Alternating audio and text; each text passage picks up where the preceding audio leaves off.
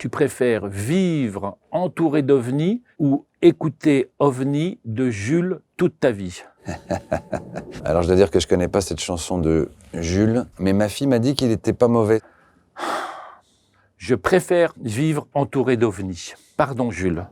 Aouh!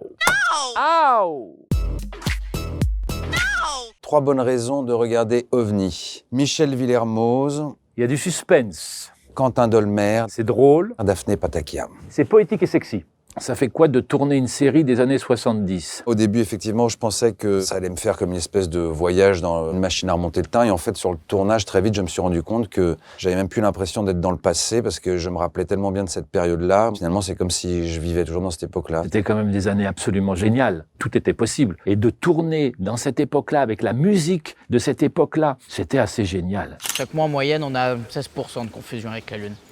Attendez, vous voulez dire qu'aujourd'hui en France, il y a des gens qui appellent la gendarmerie parce qu'ils ont confondu la Lune avec un ovni? Ah oui, puis avec plein d'autres trucs aussi, oui, oui. Selon toi, ça ressemble à quoi un extraterrestre? Jérôme Salomon, Qu'aujourd'hui, il y a très peu de gens qui pensent que ce serait un petit homme vert avec un pistolet laser. Olivier Véran, Les frères Bogdanov. Emmanuel Macron. Si demain tu croisais un extraterrestre dans la rue, tu ferais quoi? Je me présenterai et puis j'essaierai de comprendre à qui j'ai affaire et en fonction, je l'inviterai à boire un coup chez moi. Il dirait, comment ça va là-haut? C'est mieux que chez nous? Qu'est-ce que tu fais là? Mais qu'est-ce que tu fais là, extraterrestre? Le plus crédible scientifiquement, l'existence des extraterrestres ou le PSG vainqueur de la Champions League. Pas facile. L'existence des extraterrestres. Avoir une trace d'extraterrestre d'ici une cinquantaine d'années, je pense que c'est possible. Le PSG vainqueur de la Ligue des Champions d'ici une cinquantaine d'années, allez, j'espère que c'est possible. Comment tu l'imagines le monde en 2078? Mieux, beaucoup mieux.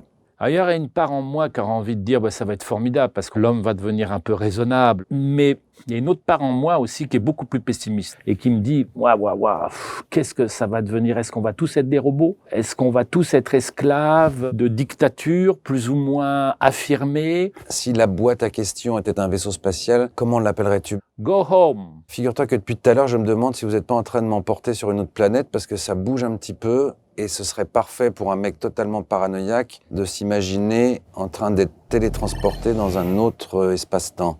Donc je flippe. En vrai, tu y crois aux ovnis? Je crois pas forcément aux ovnis, mais aux extraterrestres, oui. Moi, je suis croyant, je crois en Jésus-Christ et en Dieu, donc c'est déjà une forme d'extraterrestre. J'aimerais tellement y croire. Mais j'ai l'impression que on est un peu seul au monde. Ah. OVNI qui passe au-dessus de nous. Un gros poutou du coude.